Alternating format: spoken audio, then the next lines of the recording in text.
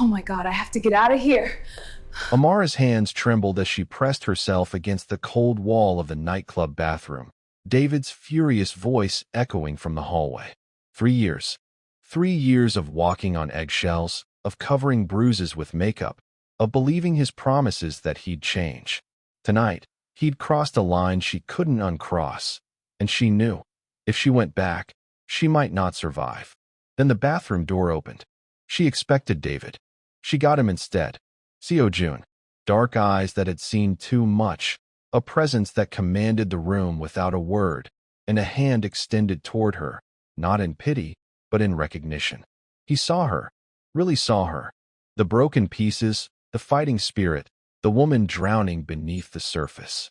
"Come with me," he said, his accent wrapping around the words like silk over steel. "He'll never touch you again." She should have been terrified. This man was dangerous. Everyone in the city whispered about the Korean mafia boss who'd built an empire on secrets and shadows.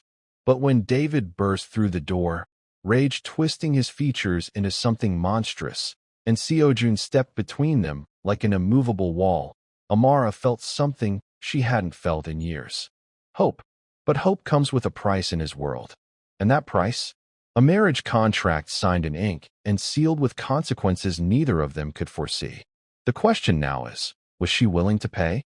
There's only one way to find out. Don't touch that dial. Welcome to my channel, besties. Before we continue, please hit that subscribe button to support my channel. Like and comment where you're watching from. I would love to meet you all in the comment section. This story is about finding strength when you've forgotten you had it, and discovering that sometimes the most unexpected person can help you remember who you really are. Trust me, you won't want to miss a single moment of Amara's journey. Now let's dive in. The gallery was quiet on Thursday evenings. Amara loved Thursdays for that reason. The soft classical music playing through hidden speakers, the gentle track lighting illuminating paintings that cost more than most people's annual salaries, the peace of being surrounded by beauty without the chatter of weekend crowds. She moved through the space with practiced grace, straightening frames that didn't need straightening, checking price tags that hadn't moved. Anything to delay going home. Her phone buzzed in her pocket. She didn't need to check it to know who it was. David had already called 6 times since 5 o'clock. It was now 7:30, and she was supposed to have been home 2 hours ago to prepare his dinner. Never mind that she'd told him 3 days ago about inventory night at the gallery. Never mind that this was her job, the one thing she had left that was hers. He wouldn't remember. He never did. The phone buzzed again. Then a text notification chimed. She'd turned off the vibration settings weeks ago because the constant buzzing had started to make her physically ill. "You going to get that?" Marcus, her colleague, called from the back office. He was a gentle man in his 60s who'd worked at the Hartwell Gallery for 30 years and had a gift for pretending not to notice things. Like the bruise Amara had poorly covered with concealer last week, or the way she flinched when anyone raised their voice, even in excitement. "It's nothing," Amara said, forcing brightness into her voice. "Just David wondering when I'll be home." Marcus appeared in the doorway, his kind eyes studying her face. "Amara, if you ever need." "I'm fine, Marcus." "Really?" She smiled, and she'd gotten so good at smiling that sometimes she almost believed it herself. "I should actually get going. Don't want to keep him waiting too long." The concern in Marcus's expression deepened, but he nodded. "Lock up on your way out." "Of course." 20 minutes later, Amara stood outside the gallery, staring at her car in the parking lot. A sleek silver sedan, a gift from David on their 2-year anniversary. She'd loved it at first, had felt so grateful for his generosity. Now she understood it for what it was, a GPS-enabled leash. He always knew where she was, where she'd been, how fast she'd driven to get there. Her phone rang again. She answered this time. "Hi, David. I'm just leaving. Where the hell have you been?" His voice exploded through the speaker, and she jerked the phone away from her ear instinctively. "I've been calling you for hours. I told you about inventory night. I sent you a calendar reminder on Monday. Don't you dare make this my fault." His voice dropped to that dangerous quiet that was somehow worse than the yelling. "You think your little art job is more important than me? Than us?" "No, of course not. I'm sorry. I'm heading home right now. Too late. I had plans for us tonight, Amara. Reservations at Marcelo's. I was going to surprise you, be romantic, and you couldn't even be bothered to answer your phone. Guilt twisted in her stomach, familiar and nauseating. He'd made reservations. He'd tried to do something nice, and she'd ruined it. Again, she was always ruining things. Except, Marcelo's didn't take reservations on Thursdays. She knew because she'd tried to book a table there for her mother's birthday last month. The thought came and went quickly, buried under the weight of 3 years of conditioning. She was being paranoid, suspicious. David wouldn't lie about something like that. I'm so sorry, she whispered. I'll be home in 20 minutes. I can cook something special. Don't bother. I've lost my appetite. The line went dead. Amara stood in the parking lot, the phone still pressed to her ear, and felt the tears come. She cried silently, efficiently, the way she'd learned to cry.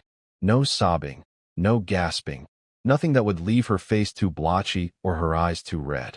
Just quiet tears that she could wipe away and pretend never happened.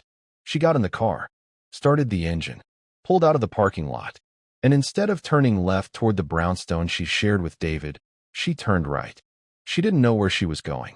She just knew she couldn't go home. Not yet. Not with her hands still shaking and her heart still racing and this wild, desperate feeling clawing at her chest like something trying to escape. The city blurred past her windows. Downtown gave way to the arts district, which gave way to the warehouse conversions of the east side. This wasn't her part of the city. The buildings here were grittier, the streets less well lit, the people moving through the shadows more purposeful. She should turn around. This was stupid, reckless. David would be even angrier if he tracked her GPS and saw her out here. But she couldn't make herself turn around. A neon sign caught her attention, Eclipse. It was a nightclub she'd heard people at the gallery mention. Upscale, exclusive, the kind of place where celebrities and wealthy business people went to be seen. Not her scene at all, but the pulsing blue light felt like a beacon. A place to disappear for just an hour. To remember what it felt like to be anonymous. She parked 2 blocks away and walked to the entrance. Very aware of how out of place, she looked in her gallery uniform of black slacks and a cream blouse. The line stretched down the block, beautiful people in designer clothes laughing and preening for each other. Amara almost turned back. But then the bouncer, a mountain of a man with a shaved head and kind eyes, looked at her and simply opened the velvet rope. Rough night? He asked quietly. She must have looked worse than she thought. That obvious? First drinks on the house. He gestured toward the door. You look like you could use it. The kindness nearly undid her. She nodded, not trusting her voice, and stepped inside. The club was everything she'd expected. Pulsing music, strobing lights, bodies moving together on a packed dance floor. But there was also an upper level, quieter, with plush seating areas and a long marble bar that glowed from within. She headed there, grateful for the relative calm. The bartender, a woman with purple hair and sleeve tattoos, took one look at Amara and slid a glass of amber liquid across the bar. You look like a whiskey girl tonight. I don't usually drink whiskey. Tonight you do. The bartender's smile was knowing. Trust me. Amara picked up the glass. The liquid burned going down, but it was a good burn. A clean burn.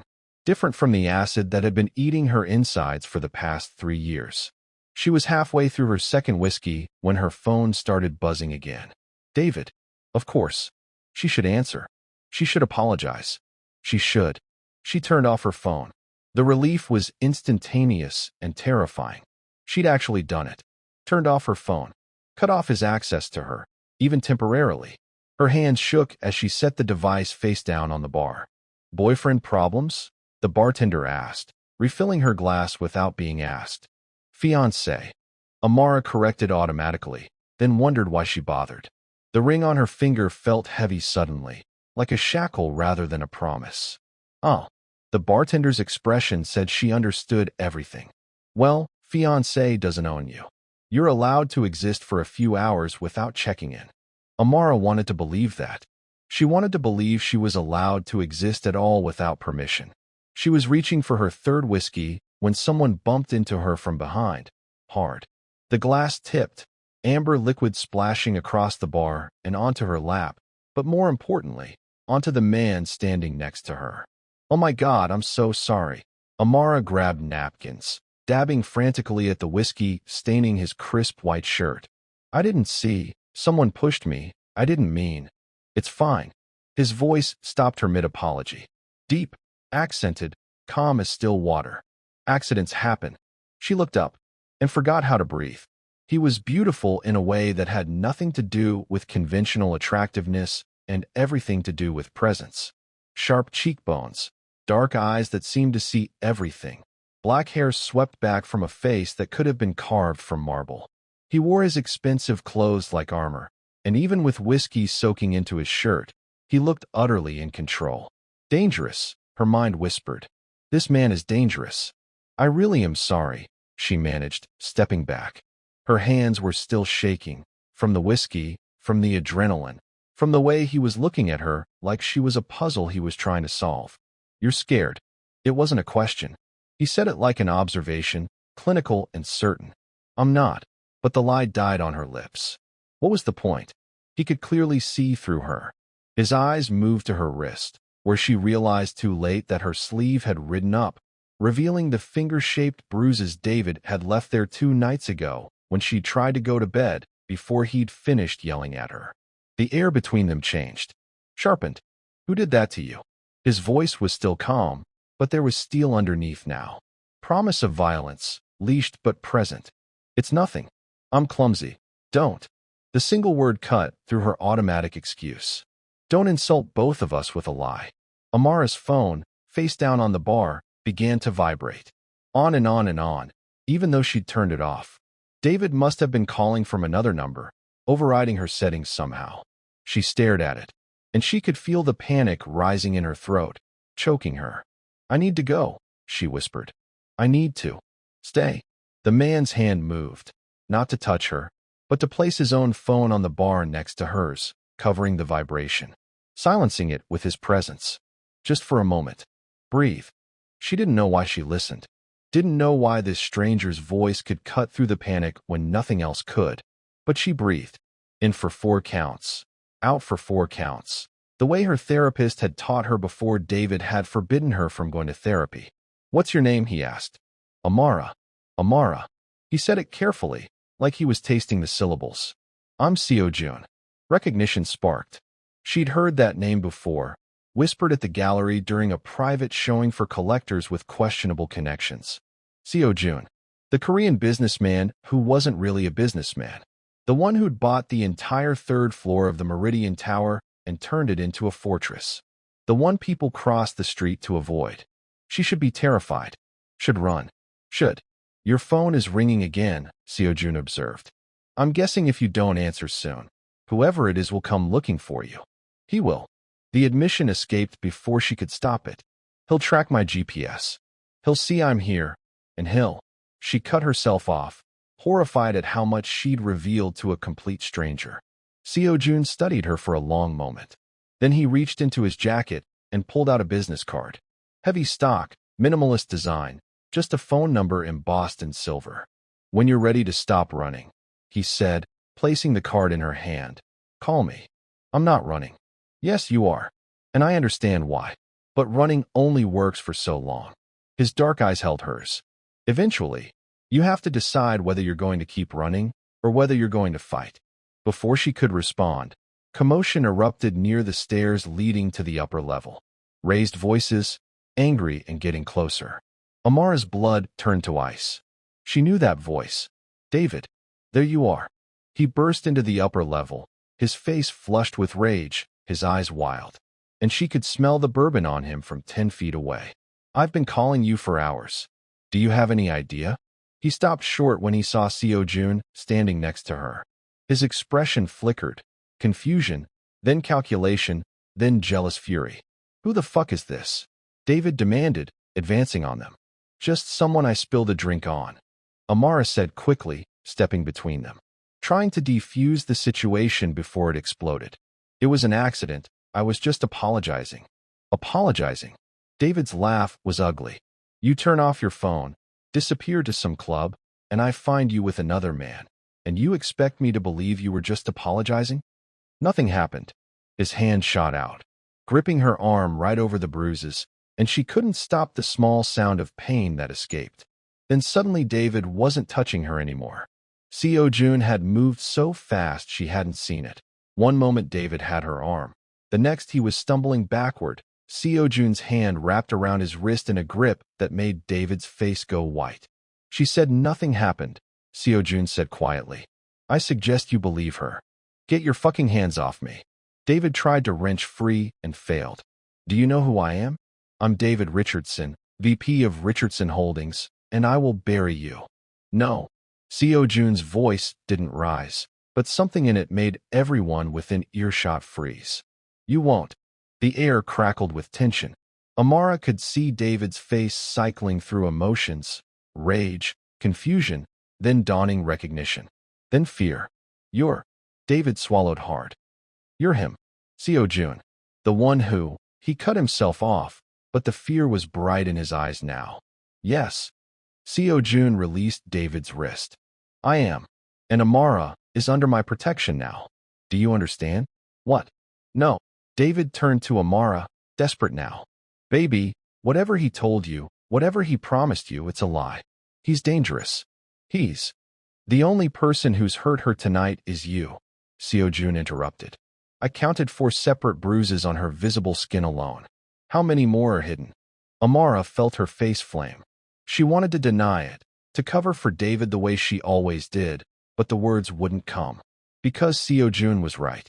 The bruises on her arms, her ribs, the one on her thigh from where David had kicked her for burning his toast last weekend. All hidden, all explained away, all endured in silence. This is none of your business, David snarled, but he'd taken a step back. Amara is my fiancé, and if she and I have our problems, that's between us. Not anymore. Seo-joon looked at Amara. Do you want to go with him? Such a simple question. Such an impossible question. Every rational part of her brain screamed at her to say yes. To apologize to David, to go home, to smooth this over before it got worse. Because it could always get worse. David had taught her that. But for the first time in 3 years, someone had asked her what she wanted. No, she whispered. Then, louder, stronger, no. I don't want to go with him. David's face contorted with rage. You ungrateful bitch, after everything I've done for you. He lunged forward, and Amara flinched, her body remembering even if her mind tried to pretend she wasn't afraid. But David never reached her. Seo-joon moved between them like a shadow, and suddenly David was on the ground, his arm twisted at an angle that looked painful but wasn't quite broken. 2 men in black suits had materialized from nowhere, flanking Seo-joon, their expressions blank, but their intentions clear. I'm going to say this once, Seo-joon said to David, his voice still that terrible calm. You will leave this club. You will not follow Amara. You will not call her, text her, or attempt to contact her in any way. If you do, my associates will be very unhappy. Do you understand? You can't just, she's mine. We're engaged. An engagement is not ownership. Seo-joon nodded to his men, who hauled David to his feet. If I see you near her again, there won't be a warning. There will only be consequences. David was dragged toward the stairs, shouting threats and curses that grew fainter as he descended. Amara stood frozen, unable to process what had just happened. The entire confrontation had lasted maybe 3 minutes, but her whole world had tilted on its axis. Amara. Seo-joon's voice was gentle now, and she realized she was shaking. Look at me. She did. His dark eyes were serious, concerned, but not pitying. She couldn't have handled pity. You're safe, he said. But he knows where you live. Do you have somewhere else you can go tonight? The question made her realize how alone she actually was. David had systematically isolated her from her friends over the past 2 years. Her mother lived 3 hours away in a nursing facility. Marcus from the gallery would help if she asked, but she couldn't drag him into this mess. I'll get a hotel, she said, trying to sound more confident than she felt. He'll find you. His type always does. Seo-joon pulled out his phone, typed something quickly. I have a property nearby. Secure. You can stay there tonight. Figure out your next move in the morning. I can't. I don't even know you. Which is why I'm offering you a secure location, not my personal residence. His slight smile was surprisingly reassuring. I have no ulterior motives, Amara. But I do understand dangerous men, and David Richardson is dangerous. Mediocre and insecure, which makes him predictable, but dangerous nonetheless. Everything in her upbringing, in her cautious nature, told her this was insane. You didn't go home with strange men, even rich, powerful, dangerous strange men who'd just rescued you from your abusive fiancé. Except Seo-joon wasn't offering to take her home with him. He was offering her safety, on her terms, with no expectations. And God help her, but she believed him. Okay, she whispered. Thank you. Don't thank me yet. Seo-joon gestured toward the stairs. Come. My car is downstairs. As they descended through the club, Amara caught sight of herself in one of the mirrored walls. She looked small, lost, her clothes wrinkled and whiskey-stained, her eyes too wide in her pale face. Next to Seo-joon's commanding presence, she looked like exactly what she was, a woman who'd forgotten how to save herself. But she was trying to remember. And maybe, just maybe, that was enough. The car was exactly what Amara expected, sleek, black, expensive enough that she was afraid to touch anything. Seo-joon held the door open for her, his manners impeccable despite the circumstances, and she slid into the butter-soft leather seats. A different man was driving, older than the two who'd removed David from the club, with silver threading through his dark hair and eyes that tracked everything in the rearview mirror. Seo-joon spoke to him in rapid Korean, and the driver nodded, pulling smoothly into traffic. They didn't speak during the drive. Amara stared out the window, watching the city slide past, and tried not to think about what she'd just done. She'd left David. Actually left him, in the most spectacular way possible, with witnesses and threats and a dangerous man's protection she hadn't asked for. David would never forgive her. Never let this go. The thought made her chest tight, but underneath the fear was something else. Something that felt almost like relief. We're here, Seo-joon said softly. The building was in Riverside, one of the most expensive neighborhoods in the city. The car pulled into an underground garage, and they rode a private elevator to the 14th floor in silence. When the doors opened, Amara stepped into a hallway with exactly 2 doors. Seo-joon unlocked the one on the left and gestured for her to enter. The apartment was beautiful, floor-to-ceiling windows overlooking the river, modern furniture in shades of gray and white, artwork on the walls that she recognized from her gallery training as being worth more than she'd make in 5 years. It was immaculate, impersonal, and clearly expensive. Is this your place? She asked. One of them. I use it occasionally when I work late downtown. He moved to the kitchen, a sleek space of marble and stainless steel. I'll have someone bring you clothes and toiletries. Are you allergic to anything? Dietary restrictions? The mundane questions were almost absurd given the circumstances, but Amara found herself answering. No allergies. I don't eat meat. He nodded, typing on his phone. Done. The supplies will be here within the hour. He gestured to a hallway leading off the main living space. Master bedroom is through there. Bathroom is en suite. Security system is engaged. No one can get in without a code, and my people monitor the building. Your people? A slight smile. I employ a number of security personnel. Some will be stationed in the building tonight. Because of me? Because David Richardson strikes me as the type of man who doesn't accept rejection gracefully. Seo-joon's expression hardened. And I meant what I said. You're under my protection now. Amara sank onto the couch, her legs suddenly unable to hold her. Why are you doing this? You don't know me. I spilled whiskey on you, and now you're what? Declaring war on my fiancé? Putting me up in your apartment? This doesn't make sense. Seo-joon settled into a chair across from her, his posture relaxed but his eyes sharp. My mother was in a situation similar to yours once. Before I was born, she had no one to help her, and by the time she escaped, the damage was done. He paused. She died when I was 12. The physical abuse had ended years before, but the psychological scars never healed. So when I see a woman being hurt, I intervene. It's that simple. It wasn't simple at all, but Amara understood what he was saying. This was personal for him, even if she was a stranger. I'm sorry about your mother, she said quietly. Don't be sorry. Be smart. He leaned forward. David will escalate. Men like him always do when they lose control. You need to decide what you want your next move to be. I should go to the police. And tell them what? That your fiancé grabs you sometimes? That he yells?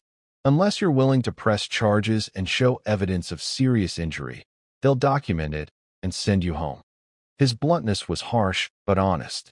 Do you have documented injuries? Hospital records? Witnesses? Amara's silence was answer enough. I thought not. You've been hiding it, covering for him, making excuses. I'm not judging. It's what victims do. But it means you have no legal recourse that will actually protect you.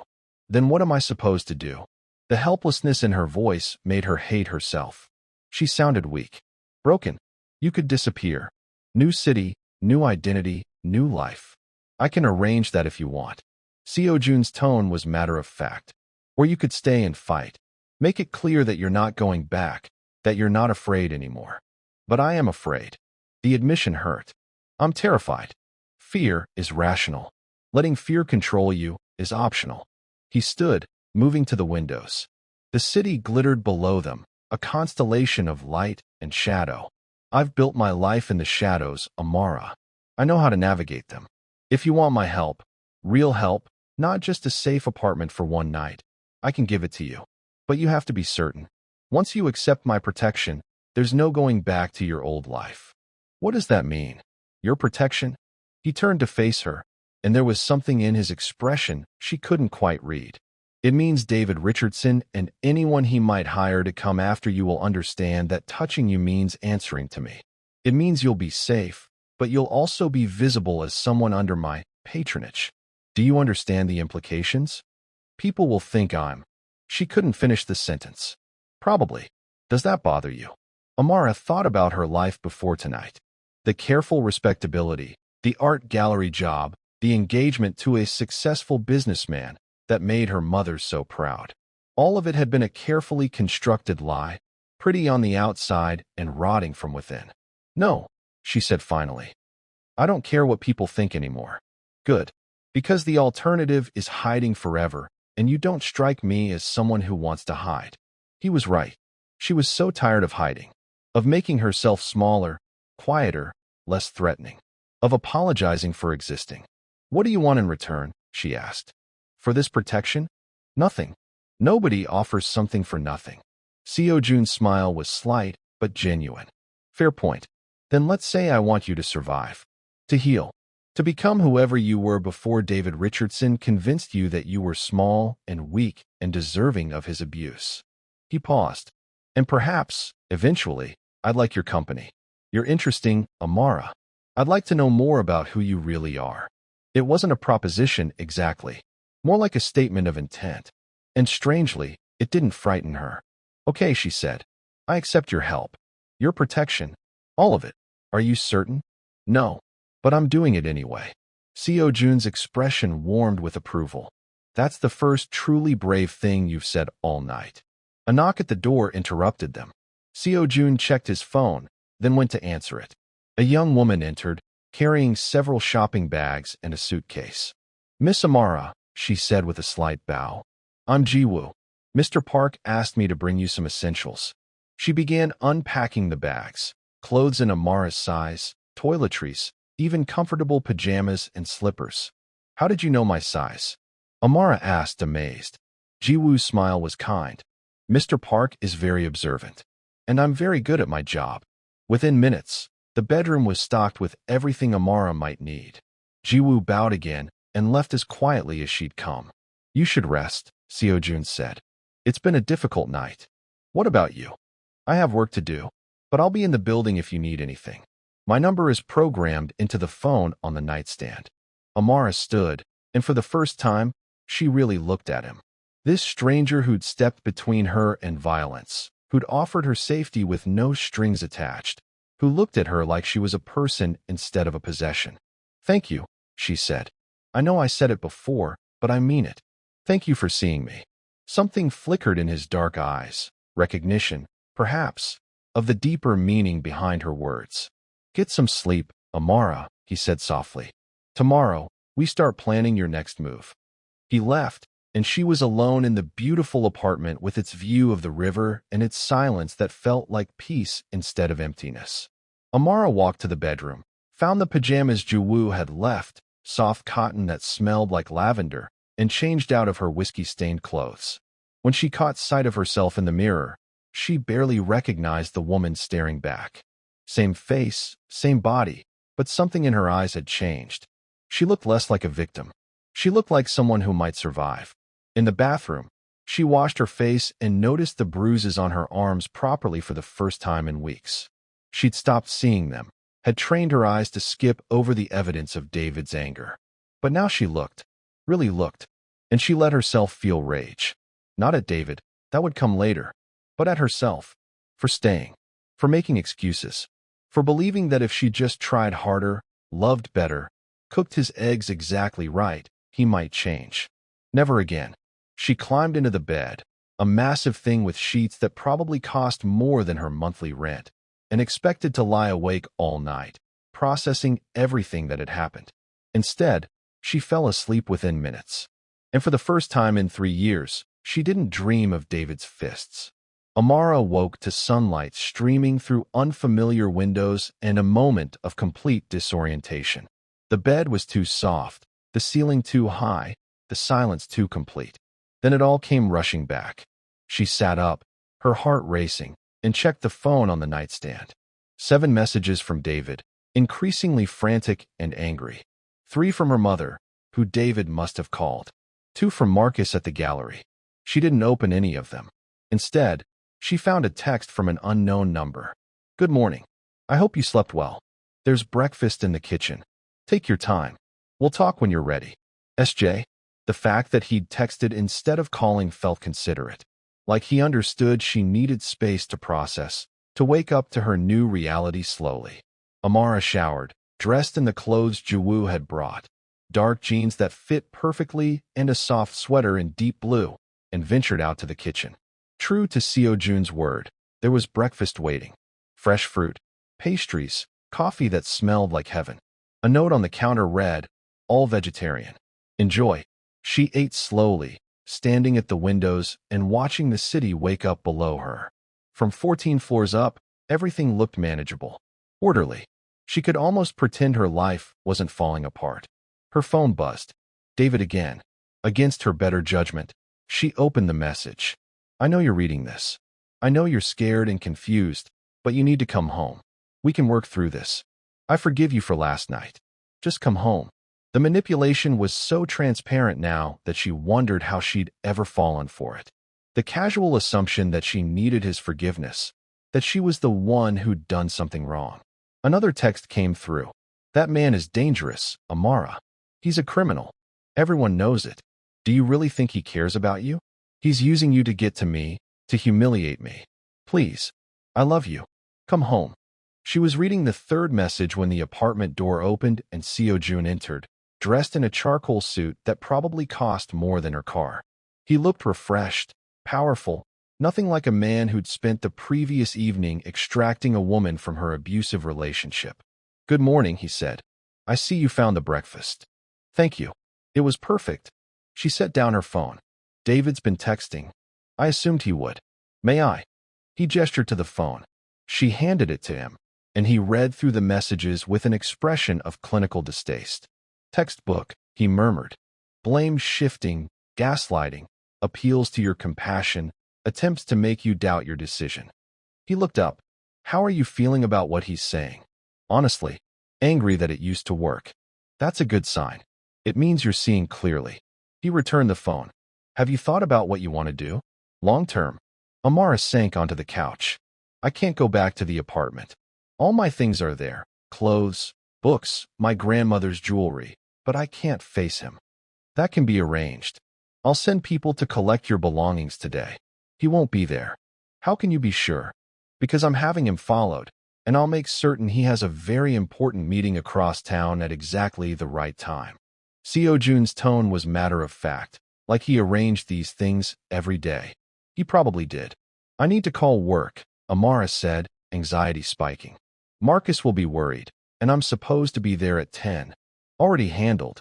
I had my assistant call this morning to say you had a family emergency and would need a few days off. Your colleague Marcus was very understanding. It should have bothered her that he'd made decisions on her behalf. But instead, she felt relief. The thought of explaining everything to Marcus, of dealing with concerned questions and pitying looks, was more than she could handle right now. "Thank you," she said again, the words feeling inadequate. "You'll need to have your phone number changed," Siojun continued. "All business now. Also your email, any social media accounts David might have access to. I can have my IT people handle it. Or you can do it yourself." "Your IT people, please." I'm not good with that stuff." "Done." He made a note on his phone. "What about your mother? You mentioned she's in a nursing facility?" "Sunset Gardens, about 3 hours from here. She has early onset Alzheimer's." Amara's throat tightened. "David pays for her care. He took over when her insurance ran out." Understanding crossed Seojun's face. So leaving him means potentially losing her care. "I have some savings, but not enough. The facility costs $8,000 a month, and she needs specialized care." Amara's voice broke. "I can't take her out of there. It's the only place she's been stable." "What if the financial aspect wasn't an issue?" "What do you mean?" Seo-joon settled into the chair across from her. "I mean, what if I ensured your mother's care was covered indefinitely?" "I can't ask you to do that." "You didn't ask. I'm offering." He leaned forward. "Amara, men like David use financial control as a weapon. He made you dependent on him for your mother's care specifically so you couldn't leave. Taking that weapon away removes his power. But it would be hundreds of thousands of dollars over time. I can't pay you back." "I'm not asking you to pay me back. Consider it part of my protection." He paused. "Unless you'd prefer a more formal arrangement." "What kind of arrangement?" "Marriage." The word hung in the air between them. Amara stared at him, certain she'd misheard. "I'm sorry, what?" "A marriage arrangement," Seo-joon clarified, his tone still infuriatingly calm. "Legal, binding, but primarily functional. It would give you legal protection as my wife. David couldn't claim any rights to you. Your mother's care would be secured through family coverage, and it would send a very clear message about your status." "You want to marry me?" "You don't even know me." "I know enough. And I'm not proposing a romantic relationship. I'm proposing a mutually beneficial arrangement." He stood, moving to the windows. "You need protection and resources. I need legitimacy. My business interests are expanding into sectors where having a wife would be advantageous. And before you ask, no, I'm not suggesting anything inappropriate. Separate residences, separate lives, a partnership on paper only." Amara's mind was reeling. This is insane. Perhaps, but it's also practical. He turned to face her. "Think about it from David's perspective. If you're simply a woman I'm helping, he can paint you as my mistress, claim you're being manipulated, potentially use it to damage both our reputations. But if you're my wife, legally protected, financially independent, untouchable, he has no move, no angle. He loses. But marriage, that's so extreme. So is what he did to you." Seo-joon's voice hardened. "I saw those bruises, Amara. I saw how you flinched when he moved too quickly. This isn't just about leaving a bad relationship. This is about ensuring you're never vulnerable to him again." She wanted to argue, wanted to say this was too much, too fast, too permanent. But she was also thinking about her mother, about the facility that kept her safe and comfortable, about the fact that she had maybe 3 months of savings at most before she'd have to move her mother somewhere cheaper, somewhere that might not understand her specific needs. "How would it work?" she heard herself asking. "We'd marry quickly, City Hall, nothing elaborate. You'd move into a property I own in Riverside, fully furnished, secure. Your mother's care would be handled through my family's medical coverage. In public, we'd present as a married couple. In private, you'd have your space and I'd have mine. After a suitable period, say, 2 years, we could divorce amicably if you wished. And you'd get what out of this? As I said, legitimacy. There are certain business circles where being married is expected." And he hesitated, which was the first time she'd seen him uncertain. "And perhaps a small measure of peace. Knowing I did for you what no one did for my mother." Amara stood and walked to the windows. looking out at the city that suddenly seemed full of impossible choices. Behind her was David, with his fists and his control and his threats. Ahead was this stranger offering her a lifeline that felt too good to be true. Except nothing about Seo-joon suggested he was lying. He'd been nothing but honest, even when the honesty was brutal. If I said yes, she began slowly, would you expect? Would there be any pressure for this to become real? None. You would have my respect and my protection. Nothing more unless you chose to give it. He paused. And for what it's worth, I have no interest in forcing intimacy from an unwilling partner. Been there. Seen what it does. I'd rather be alone. The vulnerability in that last statement made her decision. Okay, Amara said, turning to face him. I'll marry you. Seo-joon's expression didn't change, but something in his eyes warmed. Are you certain? No, but I'm doing it anyway. She smiled slightly, echoing her words from the night before. Then we should move quickly. I'll have my lawyers draw up a prenuptial agreement. In your favor, I should add. You'll want your own lawyer to review it. I don't have a lawyer. I'll provide one. Someone with no connection to me, so you can be certain you're being represented fairly. He checked his watch. We can have the paperwork done by Monday, marriage license obtained by Wednesday, ceremony by Friday if we expedite the process. A week. In 1 week, she'd go from being David's captive fiancé to Seo-joon's paper wife. Her phone buzzed again. Another text from David. I'm coming over. We need to talk face to face. I'll be at the apartment at noon. He's going to the apartment, Amara said, showing Seo-joon the message. Perfect timing. My people will be there at noon as well. He made a call, spoke rapidly in Korean, then hung up. Your belongings will be collected while he's present. I want him to understand that this is real, that you're not coming back. He'll be furious. Let him be furious. He can't touch you anymore. Amara wanted to believe that, wanted to feel safe in Seo-joon's certainty. But she knew David, knew his pride, his possessiveness, his inability to accept defeat. This wasn't over. Not by a long shot.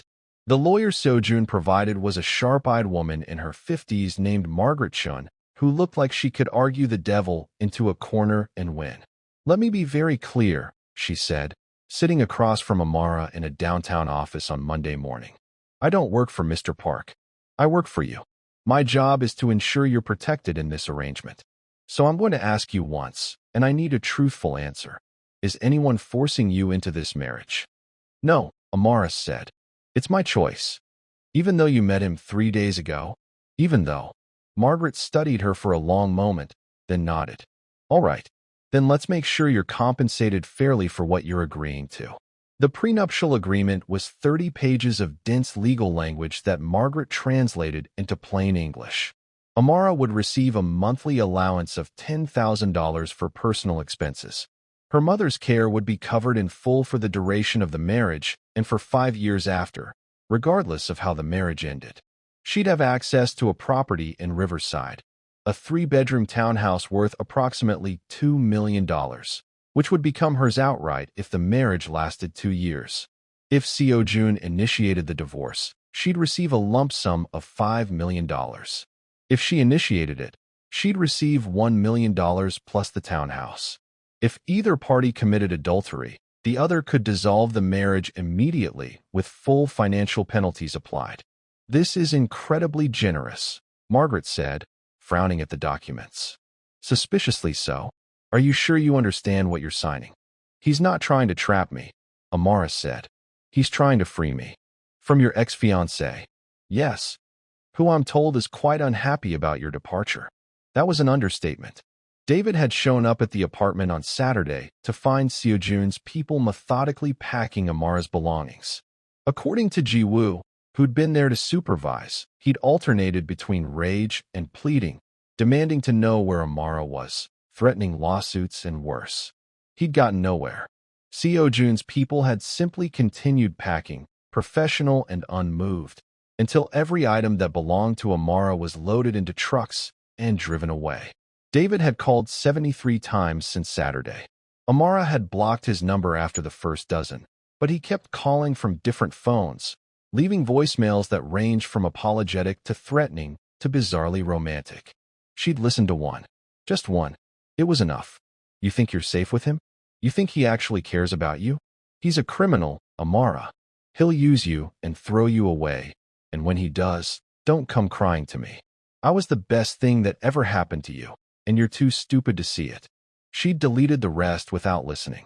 David can be unhappy all he wants, Amara said now. He can't hurt me anymore. Not legally, perhaps, but men like him find other ways. Margaret's expression was grave. I'm putting a clause in here about personal security. Mr. Park will be required to provide adequate protection for you as long as you're married. And I'm adding a provision that if you feel unsafe at any point, you can terminate the marriage immediately with full financial benefits. He already offered to protect me. I'm making it legally binding. Trust me, in my experience, verbal promises mean nothing in a courtroom. Margaret made notes on her tablet. I'm also adding that you maintain full control of any assets you bring into the marriage, any future inheritance, and any income you generate independently. Mr. Park has no claim to anything that's yours. By the time Margaret finished, the prenup was 45 pages long and, in her professional opinion, the most equitable marriage contract I've drafted in 20 years. He's either a saint or he has an angle I'm not seeing, Margaret said as Amara signed the final page. Be careful, Ms. Amara. In my experience, no one gives something for nothing. But Seo-joon wasn't giving nothing. He was getting a wife, legitimacy, whatever business advantages came with being married. It was transactional, yes, but it was honest. That night, Amara had dinner with Seo-joon at the apartment, their last evening before the wedding. Ji-woo had prepared a spread of Korean and American fusion dishes, all vegetarian, all delicious. Margaret thinks you're too good to be true, Amara said, picking at her japchae. Margaret's job is to be suspicious.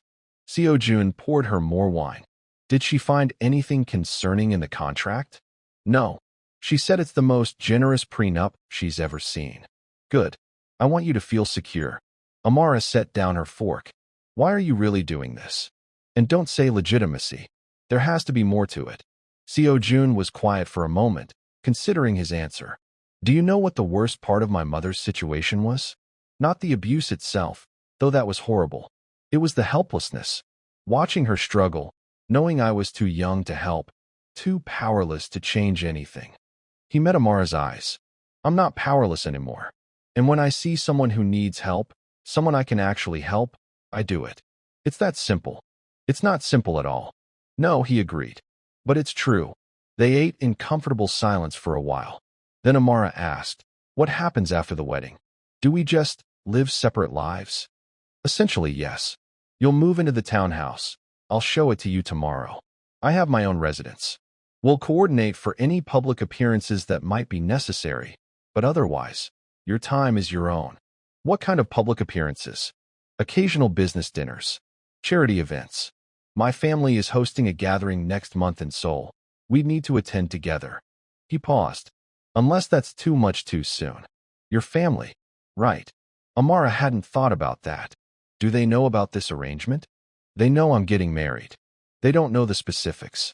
Won't they wonder why you're marrying someone you just met? A slight smile. My family stopped expecting me to do conventional things a long time ago. They'll be relieved I'm settling down at all. And they won't question me. They'll love you. You're kind, intelligent, cultured. Everything my mother would have wanted for me. The softness in his voice when he mentioned his mother made Amara's chest ache. I don't speak Korean, she said. I don't know anything about Korean culture or customs, so learn. I'll help you. Ji-woo will help you. It's not a test, Amara. It's just family. But families were complicated. Amara knew that from her own fractured history. Her father had left when she was 8. Her mother had struggled with depression even before the Alzheimer's. She'd spent most of her life feeling like she didn't quite fit anywhere. What if they hate me? She asked quietly. They won't. And if they did, which they won't, it wouldn't change anything. You're going to be my wife. That means your family, whether they like it or not. The certainty in his voice was reassuring, even if Amara didn't quite believe it. One more question, she said. The adultery clause in the prenup. That applies to both of us, right? Of course. So if you meet someone, I'll tell you. We'll renegotiate. He studied her. Are you asking if I plan to see other people? I don't know. Maybe. I don't plan to. But if that changes, I'll be honest with you. I expect the same courtesy. I'm not. I don't think I could. Amara stopped, frustrated with her inability to articulate the mess of feelings. David is the only person I've ever been with. And it wasn't good. I don't think I want to be with anyone for a very long time. That's understandable. And not my concern. Seo-jun's expression was gentle. Your body is yours, Amara. What you do with it, when, with whom, those are your choices. No one else's. The simple validation nearly brought her to tears. David had always treated her body like his property, something he had rights to, something she owed him. Thank you, she whispered. You don't have to thank me for basic human decency. But she did. Because in her experience, basic human decency was rarer than it should be. The wedding was scheduled for Friday at 2 p.m. at City Hall. Simple, quick, legal. Seo-joon had arranged for Margaret to be there as Amara's witness, and his head of security, a man named Kong, would serve as his. Thursday night, alone in the apartment that would stop being hers in less than 24 hours, Amara tried on the dress Jiwoo had helped her pick out.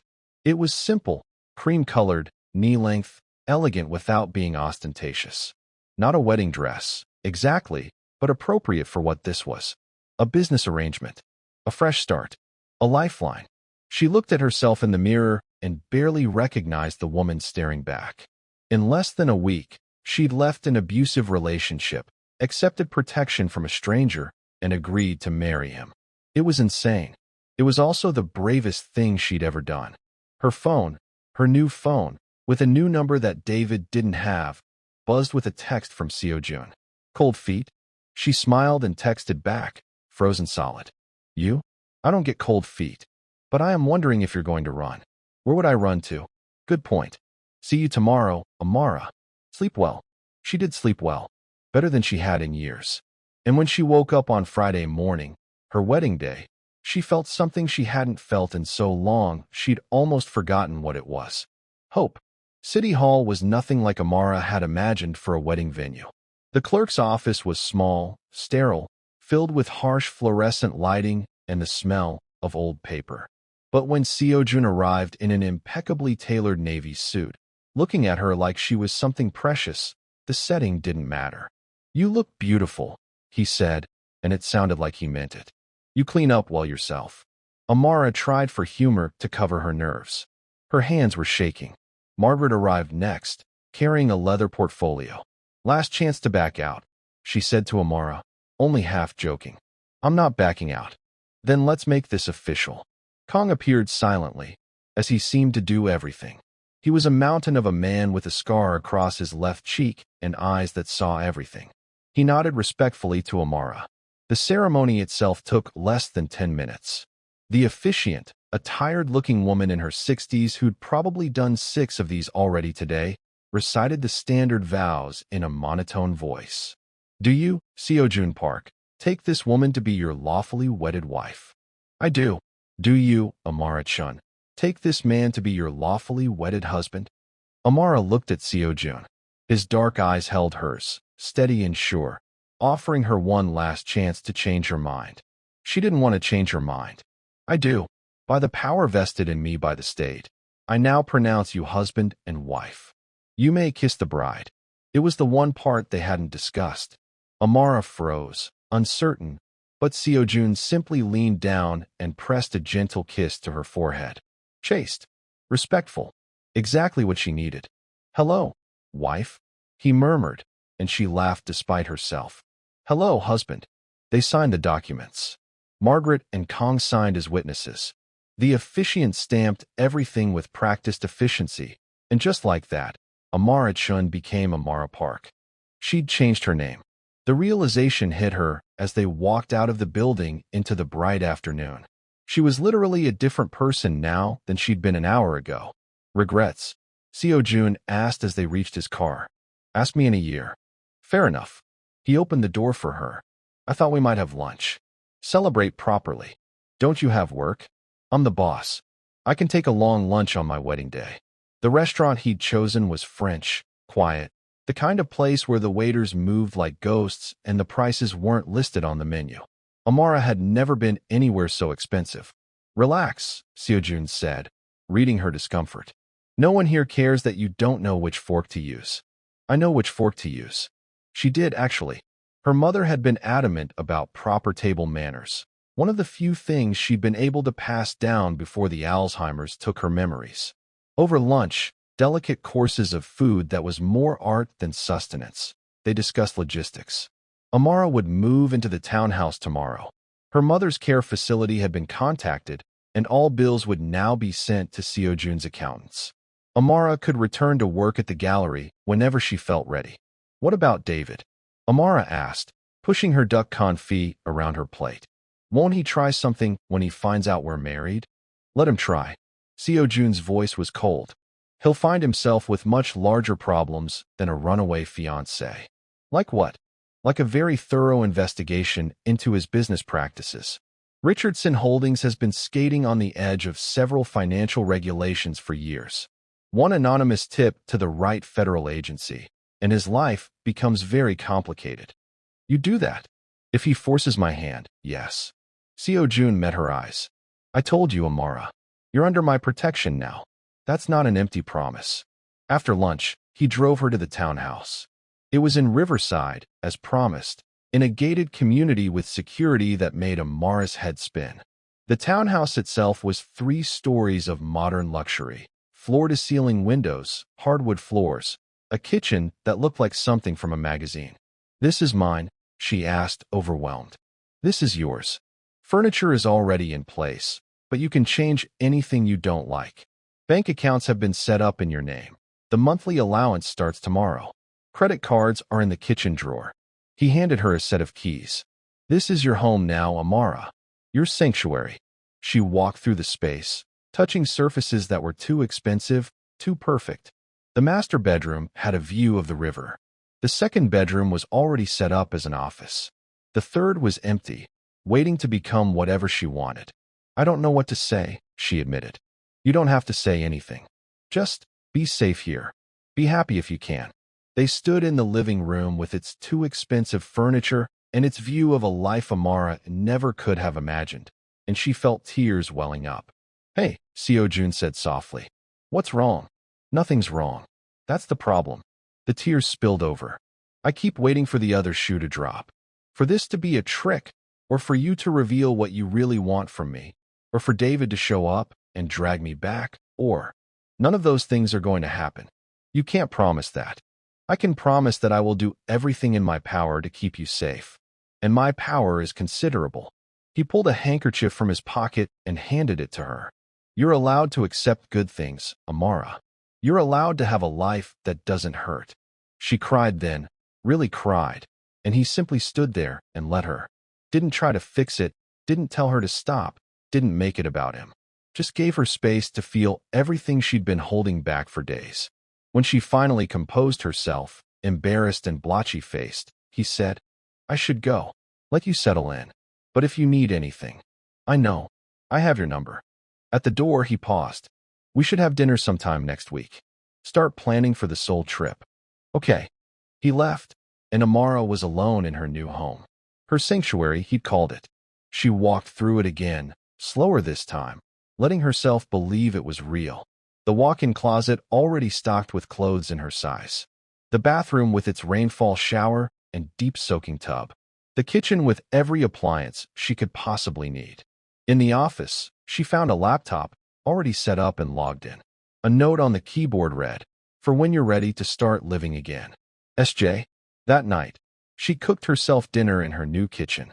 Simple pasta with vegetables, nothing fancy. But it was the first meal she'd cooked in weeks without anxiety, without fear that she'd mess it up and pay for it later. She ate on the balcony, watching the sun set over the river, and allowed herself to think about the future. Not the far future. That was still too scary. Just tomorrow. Next week. Next month. Small steps. Healing steps. Her phone rang. Unknown number. Her heart stuttered. David? But when she answered, it was a woman's voice. Warm and professional. Mrs. Park? This is Elena from Sunset Gardens.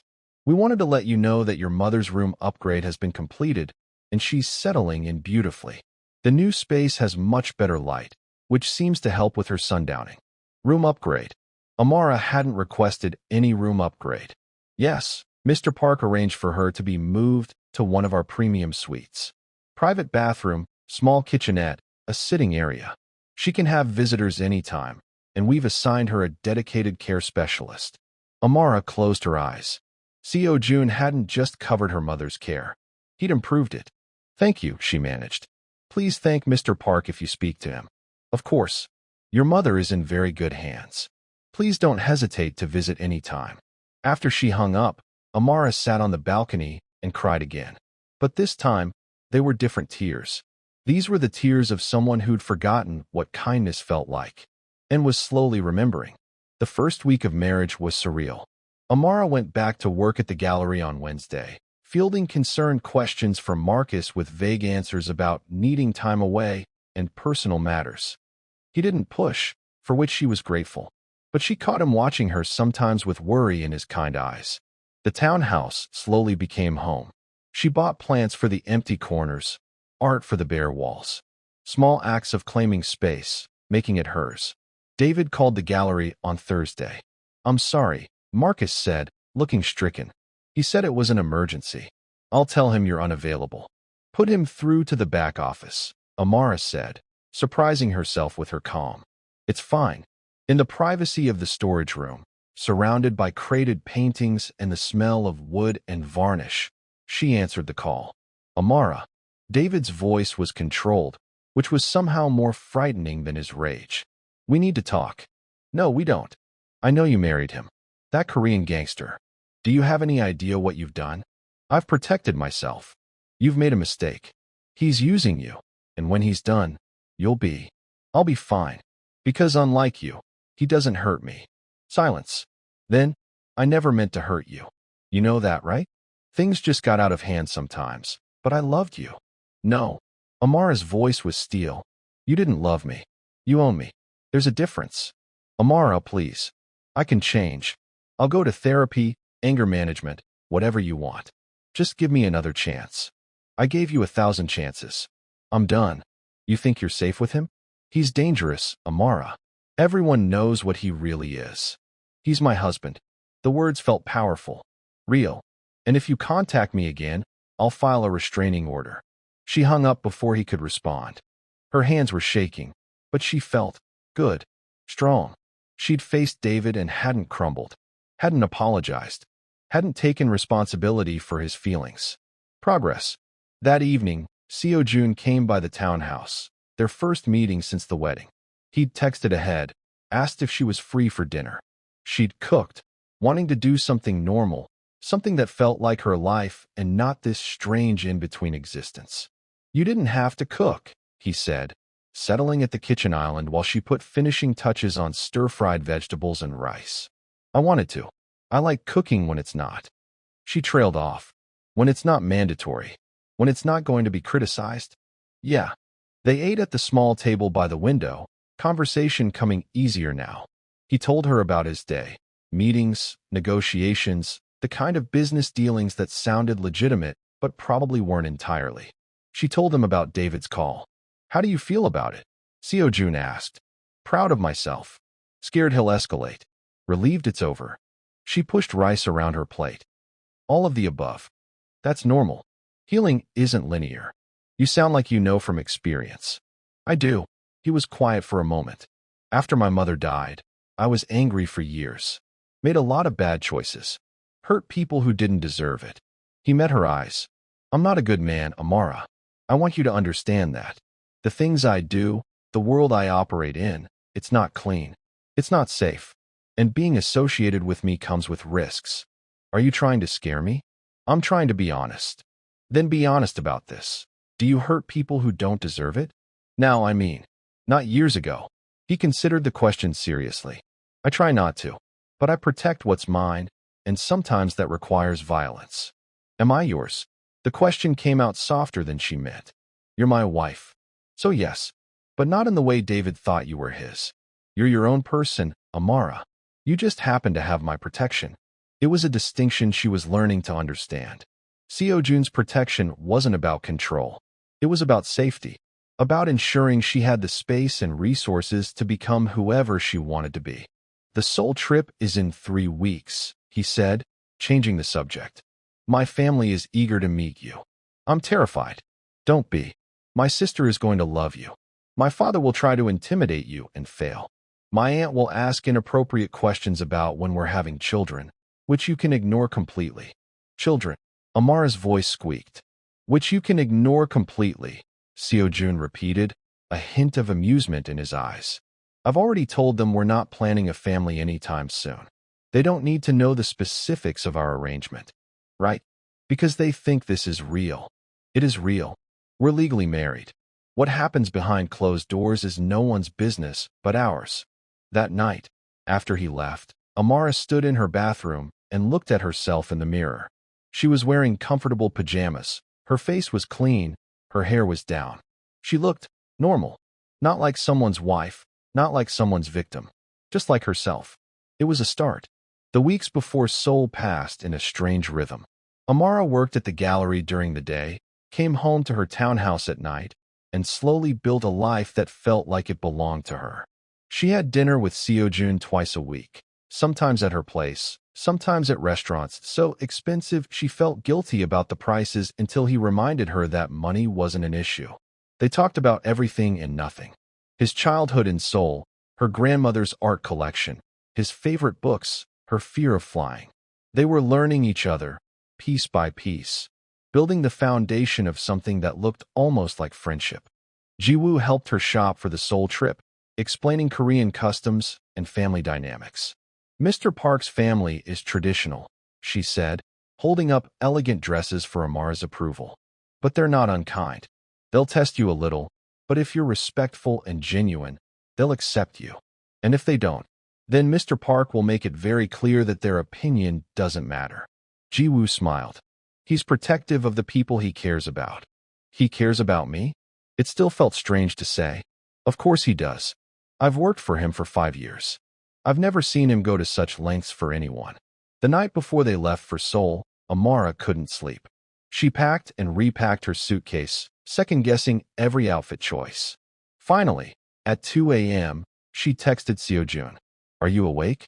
His response came immediately. Yes. Are you nervous? Terrified. Do you want company? She hesitated, then, yes.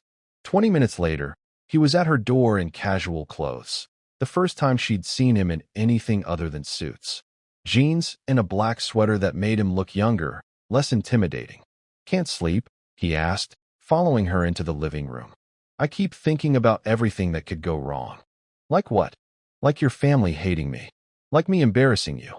Like accidentally starting an international incident because I used the wrong honorific or bowed incorrectly or... Amara. He caught her hand, stopping her mid-pace. Breathe. She did. His hand was warm, solid, grounding. My family will not hate you. You could not embarrass me if you tried. And Jiwoo has taught you enough that you're not going to cause any diplomatic crises. He guided her to the couch. What's this really about? I don't fit in your world. I'm just me, an art gallery assistant with a broken engagement and a sick mother and no real family to speak of. What am I supposed to talk about with your family? What do we have in common? Me, Seo-joon said simply. You're my wife. That's all that matters to them. But I'm not really your wife. Yes, you are. The marriage is legal, binding, and real. What happens between us privately doesn't change that. He was still holding her hand, she realized. His thumb brushed across her knuckles, a gesture that was probably meant to be comforting but sent electricity up her arm. I don't want to disappoint you, she whispered. You couldn't. You don't know that. I know that you left an abusive relationship, that you're rebuilding your life from scratch, that you're brave enough to fly halfway around the world to meet my family even though you're terrified. That's not someone who disappoints people, Amara. That's someone remarkable. She looked at him, really looked at him. In the soft lamplight, his features were gentler, less harsh. He looked tired, she realized. Like he carried weight she couldn't see. Why did you really marry me? She asked. The truth this time. He was quiet for so long she thought he might not answer. Then, Because when I saw you in that club, scared and hurting and trying so hard to hold yourself together, I saw someone who deserved better, and I had the power to give you better. It really is that simple. Nothing about you is simple. Fair point. His slight smile made her heart do something complicated. Get some sleep, Amara. Tomorrow's going to be a long day. He left, and she slept better than she had all week. The next morning, they boarded a private plane to Seoul. Amara had never been on a private plane, had barely been on planes at all, one trip to Florida with her mother before the Alzheimer's, a few work conferences. This was different. Leather seats, a flight attendant who knew Seo-joon by name, space to move around. You really are rich, she said, settling into the seat across from him. Yes. Like, really rich. Yes. I'm still not used to it. You will be. He opened his laptop. I have work to do, but let me know if you need anything. She tried to read, dozed fitfully, watched clouds pass beneath them. 13 hours in the air, crossing oceans and time zones, traveling toward a family that thought this marriage was real. Siojun worked most of the flight, but occasionally he'd look up and check on her. Make sure she was comfortable. Ask if she wanted food, water, conversation.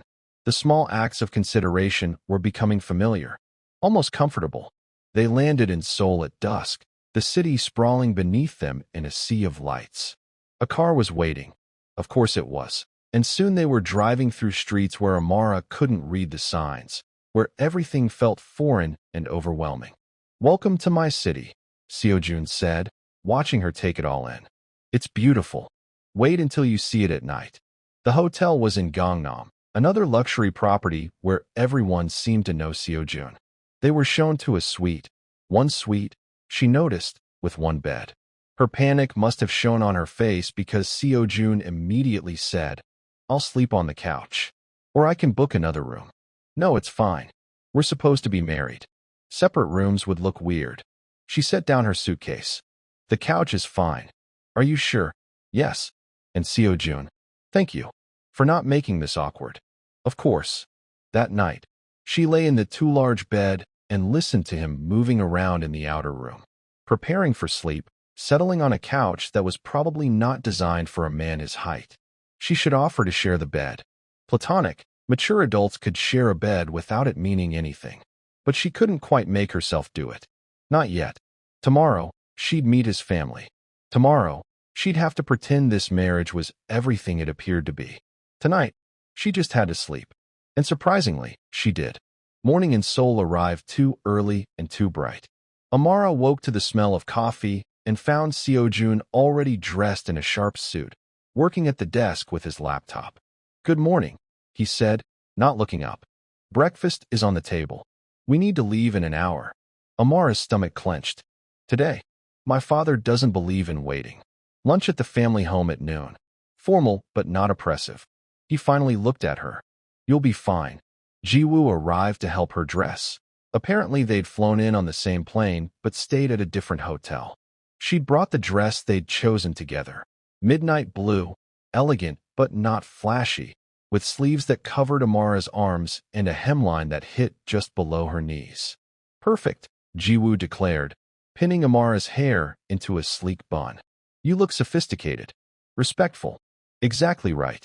Amara barely recognized herself in the mirror.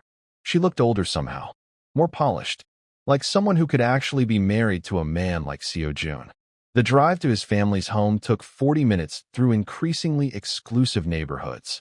When they finally pulled up to a gated estate, Amara's anxiety ratcheted up another notch. Breathe, Seo-joon murmured. And remember, you're my wife. You belong here. The house was enormous, a blend of traditional Korean architecture and modern luxury.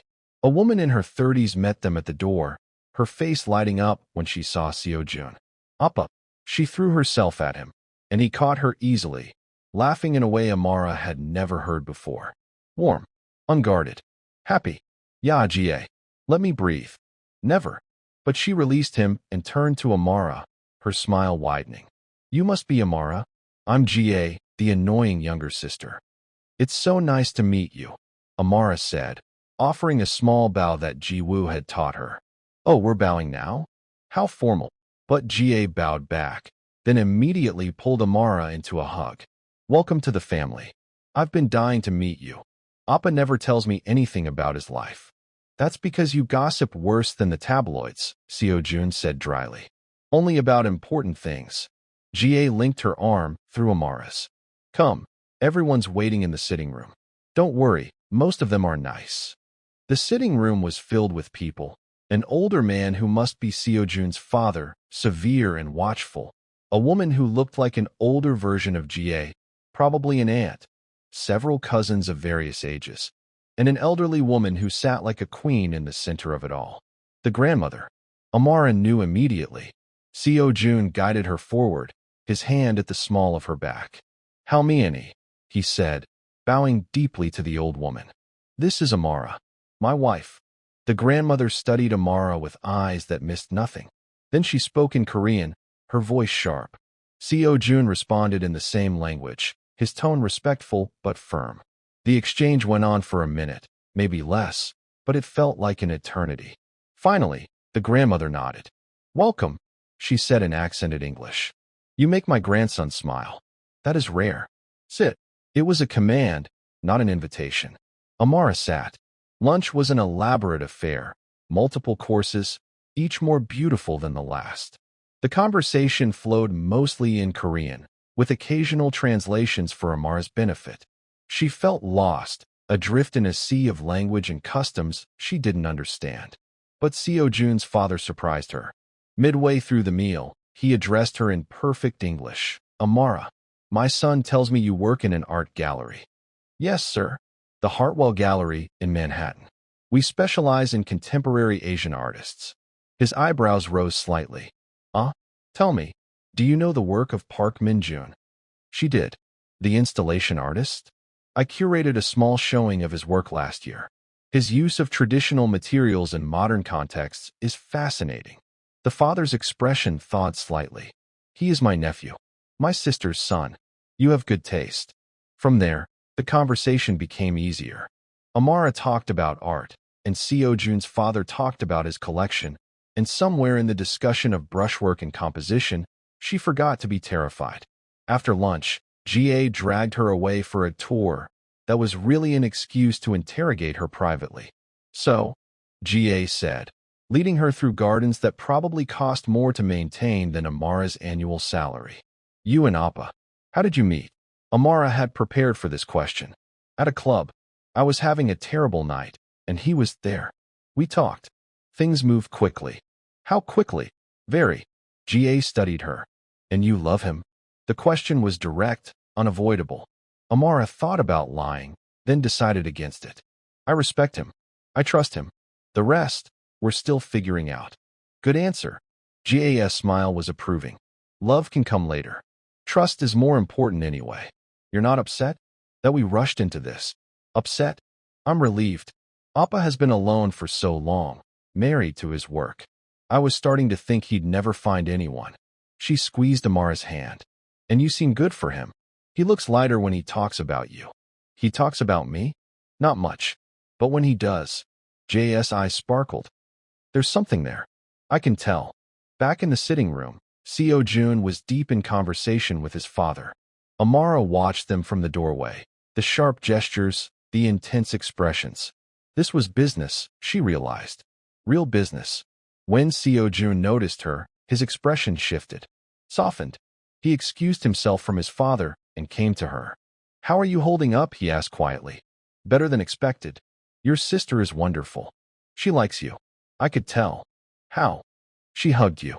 Ga doesn't hug people she doesn't like. The evening ended with more food, more conversation, and finally, the grandmother summoning Amara to sit beside her. You are not what I expected, the old woman said, studying her with those sharp eyes. I'm sorry. Do not apologize. I did not say it was bad. She patted Amara's hand with surprising gentleness. My grandson has chosen you. That is enough. But know this. Family is sacred. You are family now. That means we protect you, but also that you protect us. Understand? Yes, Halmiani. Good girl. The grandmother smiled for the first time. Come to dinner Thursday. Just you and me. We talk more. It was both an invitation and a test. Amara nodded. I'd be honored. In the car ride back to the hotel, Seo-joon was quiet. That went well, Amara ventured. Better than I hoped. My father liked you. How could you tell? He invited you to see his collection next week. He only does that for people he respects. And your grandmother? Wants to quiz you without me present. She'll ask very personal questions. You can refuse to answer. I won't refuse. He looked at her, surprised. You don't have to prove anything to her. I know. But she's your family. And if I'm going to be your wife, even like this, I want to do it right. Something shifted in his expression. Something warm and complicated that Amara couldn't quite name. Thank you, he said quietly. That night, in the hotel suite, Amara couldn't sleep again. She lay in the dark, listening to Seoul's night sounds, and thought about the day. About J's easy acceptance, about the father's thawing, about the grandmother's protective fierceness, about the way Siojun had looked at her when she'd said she wanted to do this right. Amara. His voice came from the darkness. You're awake. Can't sleep. Too much to process. Want to talk about it? Not really. Just, thank you for today. For making it easier than it could have been. Silence. Then, you made it easy. You were perfect. I wasn't perfect. You were brave. That's better than perfect. She smiled in the darkness. Seo-joon. Yes. This thing between us. It's starting to feel less like pretending. More silence. Longer this time. I know, he finally said. Is that okay? I don't know yet. Ask me again in a month. Fair enough. She fell asleep to the sound of his breathing, steady and sure in the darkness. And for the first time since meeting him, she didn't feel alone. She felt like maybe, just maybe, she was starting to understand what it meant to be part of something bigger than herself. To be part of a family. To be someone's wife. Even if neither of them quite knew what that meant yet. The week in Seoul passed in a blur of family dinners, business meetings where Amara sat quietly at Siojun's side, and private moments that felt increasingly less like an arrangement and more like something real. The dinner with Halmiani was exactly as intense as Amara expected. The old woman asked about everything, her childhood, her mother's illness, her relationship with David, her intentions towards Seo-joon. I'm not using him, Amara said firmly when the question finally came. I know how this looks. Broke woman marries rich man, but it's not like that. Then what is it like? Amara considered her answer carefully. It's like finding safe harbor in a storm. He offered me protection when I desperately needed it. In return, I'm trying to be a good wife. A good partner. You love him. I care about him. Deeply. Love. She struggled for honesty. Love takes time, doesn't it? Halmiani's face softened. Yes, but I see how you look at him. How he looks at you. Love may come faster than you think. The word stayed with Amara. Because it was true, the way she felt about Seo-joon was evolving, deepening. The respect and gratitude were still there, but underneath was something warmer. Something that made her heart race when he smiled at her across a crowded room. Something that scared her because she'd been hurt by love before. On their last night in Seoul, there was a charity gala. Amara wore a gown that GA had insisted she buy, emerald green silk that made her feel like someone else entirely. Seo-joon, in a black tuxedo, looked at her like she was the only person in the room.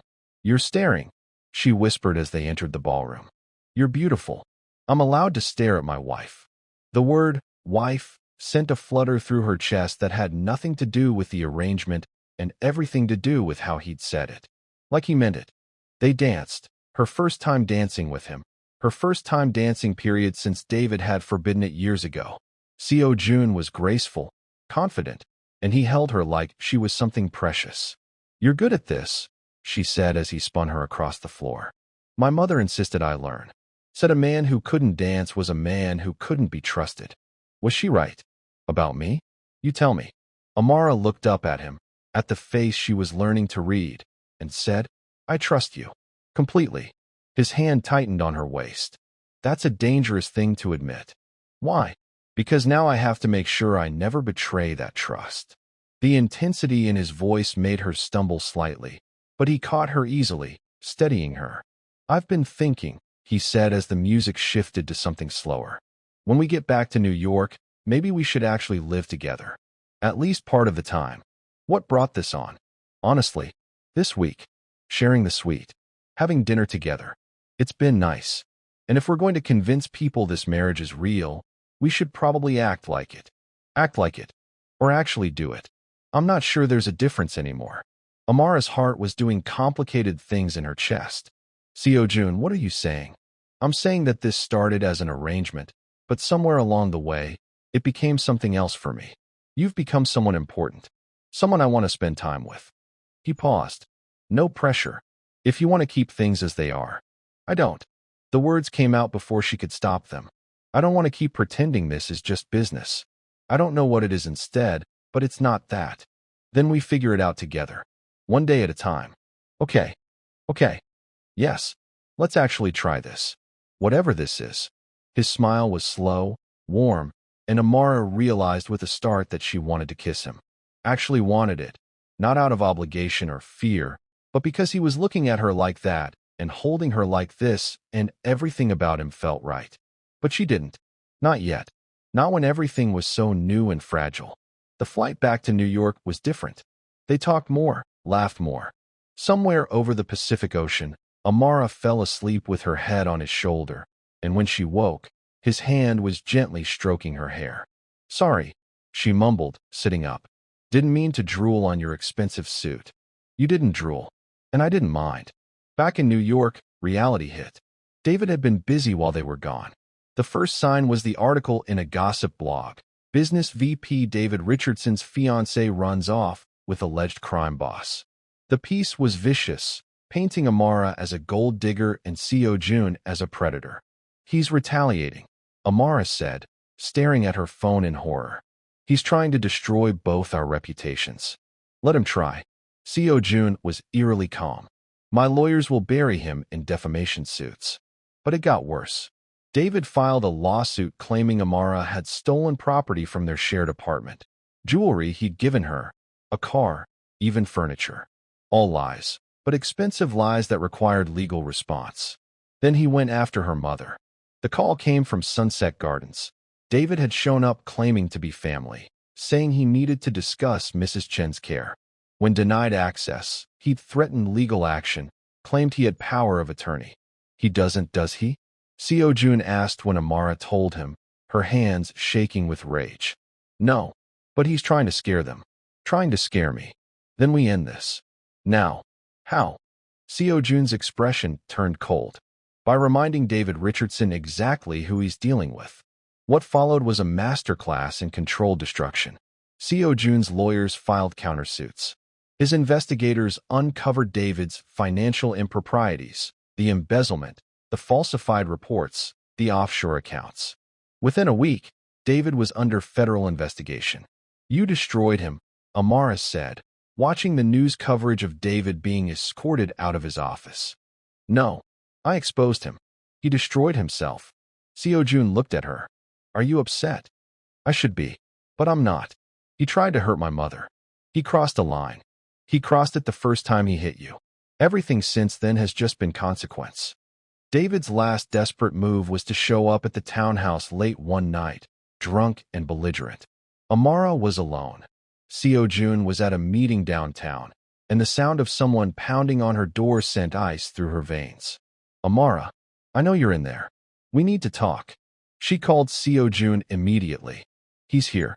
David's here. Lock the doors. Don't open them. I'm sending people now. I'll be there in 10 minutes. But David wasn't waiting.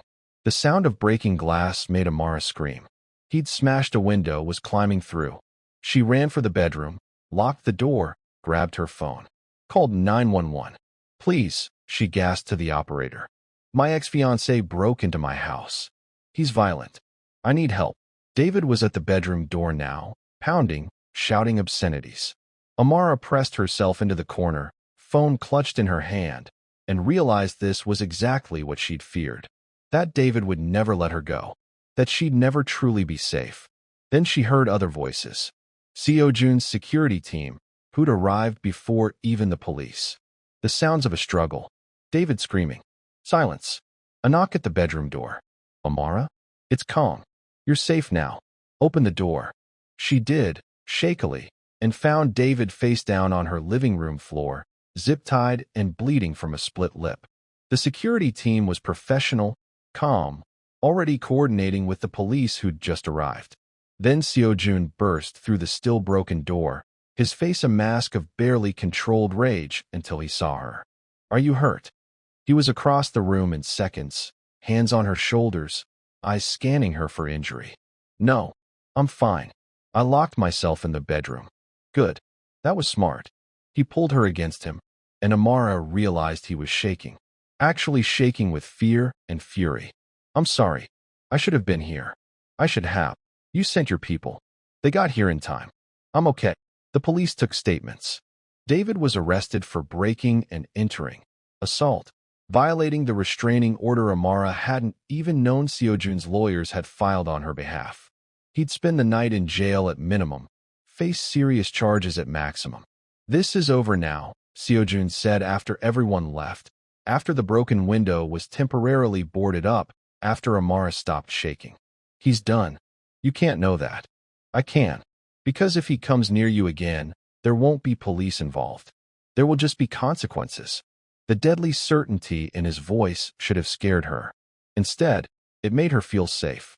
That night, Seo-joon refused to leave her alone. He stayed, sleeping on the couch again, close enough that she could hear him breathing in the darkness. "Seo-joon," she called out softly. "Yes." Would you stay in here? I don't want to be alone." Silence. Then the sound of movement. He appeared in the doorway, backlit by the living room lights. "You're sure?" "Yes." He settled on top of the covers on the opposite side of the bed, fully dressed, careful to maintain space. But Amara found herself moving closer, needing the comfort of another person, of him specifically. "Thank you," she whispered. "For everything. For protecting me. For caring. Always." She fell asleep with his hand holding hers, and for the first time since David had broken her window and her sense of safety, she didn't have nightmares. She dreamed of green gardens and slow dances and a future that didn't taste like fear. The weeks after David's arrest were strange.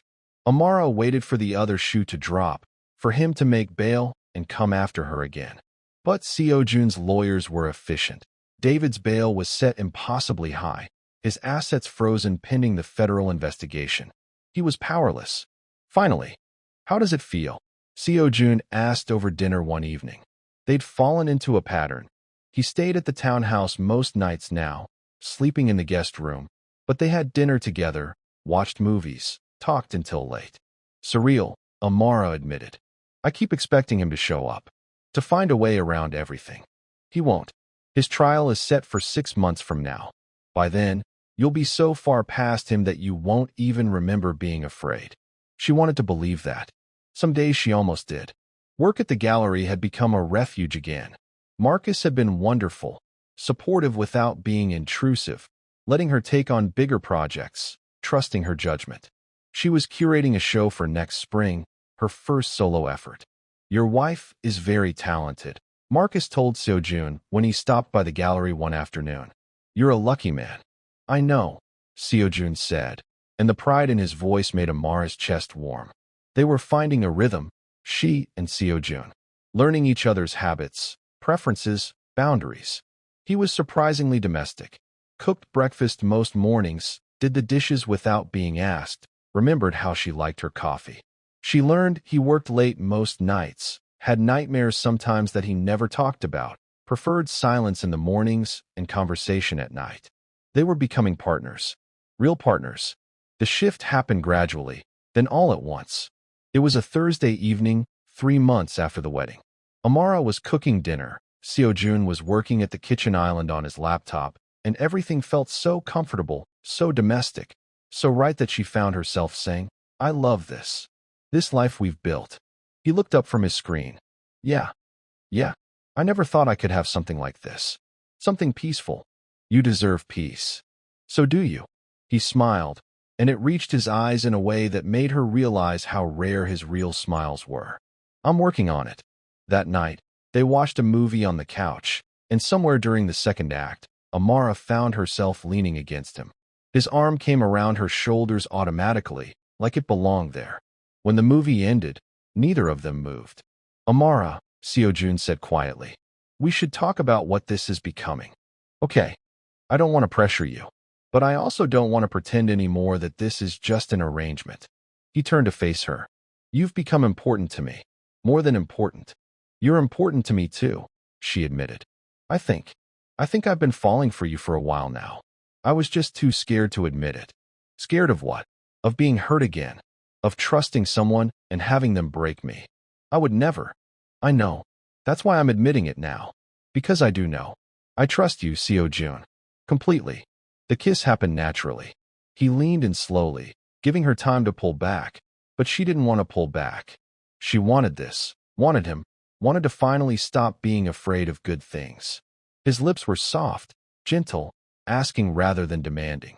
Amara melted into him, her hands finding his hair, his arms pulling her closer. It was everything a kiss should be and nothing like kissing David had been. This was choice. This was mutual. This was right. When they finally broke apart, both breathing hard, Seo-joon pressed his forehead to hers. Stay with me, he whispered. Not in the arrangement way.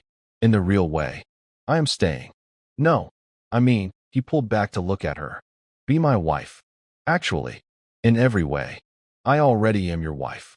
You know what I mean. She did. He was asking her to make this real, to transform their arrangement into an actual marriage, to take a chance on something that had started as protection and become something neither of them had expected. Love. Yes, she said. Yes, I want that.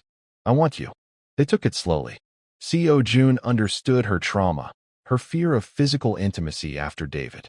He was patient, attentive, asking permission for every touch, every escalation. The first night she stayed in his room. Actually stayed, not just slept on the opposite side of the bed, they just held each other. The second night, there were more kisses, gentle touches, the slow exploration of two people learning to trust. By the third night, Amara was ready for more. Are you sure? Seo-joon asked, his hands trembling slightly as they traced patterns on her skin. I've never been more sure of anything. He made love to her with a tenderness that made her cry. Tears of healing, of release, of finally understanding what intimacy was supposed to feel like when you weren't afraid. Afterward, lying in his arms, Amara felt whole for the first time in years. I love you, she said into the darkness. I don't know when it happened, but it did. I love you. I love you too, Seo-joon murmured against her hair. I think I have since that first night. I just didn't know how to say it. They fell asleep tangled together, and Amara dreamed of futures and possibilities and all the good things she'd stopped believing in. 6 months later, David's trial came and went. He was sentenced to 5 years for the financial crimes, additional time for the assault. Amara attended the sentencing, Seo-joon at her side, and felt nothing but relief when the judge pronounced judgment. It's really over, she said afterward. It's really over, Seo-joon confirmed. They flew back to Seoul for another family gathering, this one to celebrate JS' engagement to a gentle businessman who clearly adored her. Halmiani pulled Amara aside during the party. You are happy now, yes? The old woman asked. Very happy. Good. My grandson is happy too. I can tell. She squeezed Amara's hand. You were good for each other. I knew from the first. You did. Of course. I am old. I see these things. At the gallery, Amara's spring show opened to rave reviews. She'd focused on artists who explored themes of transformation and healing, work that resonated with her own journey. Seo-joon bought 3 pieces, claiming they were investments, but really just wanting to support her. You don't have to do that, she said, laughing. I want to. My wife is a brilliant curator. I should support her work. Your wife loves you. Good. Because I love her too. The townhouse became truly theirs. They redecorated together, adding touches that reflected both their tastes. Seo-joon moved most of his work to a home office they set up in the 3rd bedroom. Amara started painting again, a hobby she'd abandoned years ago, and covered the walls with her attempts. They fought sometimes, about his work hours, about her tendency to overcommit to projects, about whose turn it was to do the dishes. Normal couple arguments that they learned to navigate together. We're actually good at this, Amara said one evening after resolving a disagreement about his family visiting next month. At what? Being married. Being partners. Did you doubt we would be? At first, yes. This started so weirdly.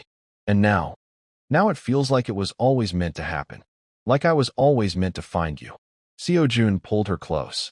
I don't believe in fate. But if I did, I'd say you were meant to find me too. Or I was meant to find you. Either way, I'm grateful. 1 year after their city hall wedding, they had a real ceremony. Small, intimate, just family and close friends. This time, the vows were real. I take you, Amara Park, to be my wife, in truth as well as in law. To love, honor, and protect for as long as we both shall live. I take you, Seo-joon Park, to be my husband, my partner, my best friend. To love, trust, and stand beside through everything life brings us. When the officiant pronounced them husband and wife, Seo-joon kissed her like he meant it. Because he did. They honeymooned in Greece, 2 weeks of sun and sea and not thinking about anything but each other. Amara wore a bikini without worrying about covering bruises because there were no bruises to cover. She laughed freely, loved openly, and discovered what it meant to be truly, completely happy. Thank you, she told Siojun on their last night, watching the sunset over the Mediterranean. For what? For seeing me when I couldn't see myself. For protecting me. For loving me. Thank you for letting me. For trusting me. For taking a chance on a marriage that started as protection and became everything. 2 years after that, they welcomed their first child, a daughter they named Seo, after Seo-jun's mother. She had Amara's eyes and Seo-jun's stubborn determination, and she was perfect. Look what we made, Amara whispered, holding their daughter for the first time. Look what you survived to make, Seo-jun corrected gently. You're so strong, Amara. Stronger than you ever knew. We're strong together. Yes, together. Amara's mother passed peacefully 3 years into the marriage, lucid enough in her final moments to meet her granddaughter and tell Amara she was proud. That she'd chosen well. That she was loved. The grief was profound, but manageable because Seo-jun was there to hold her through it. Because she'd learned that being strong didn't mean bearing everything alone. Years passed. They built a life that was messy and real and nothing like the arrangement that had started it all. Seo-jun eventually transitioned out of his more dangerous business dealings, focused on legitimate enterprises. Amara opened her own gallery, showcasing the work of emerging artists who needed support.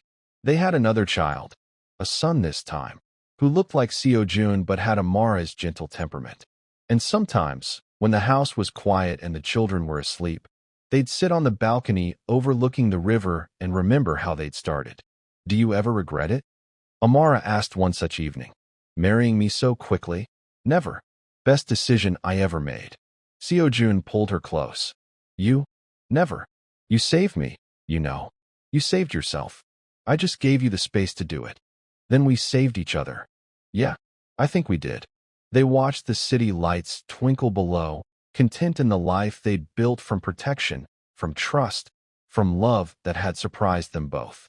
Amara had started as a victim, transformed into a survivor, and blossomed into a woman who knew her worth, who loved freely, who'd taken the worst thing that ever happened to her and turned it into the catalyst for the best.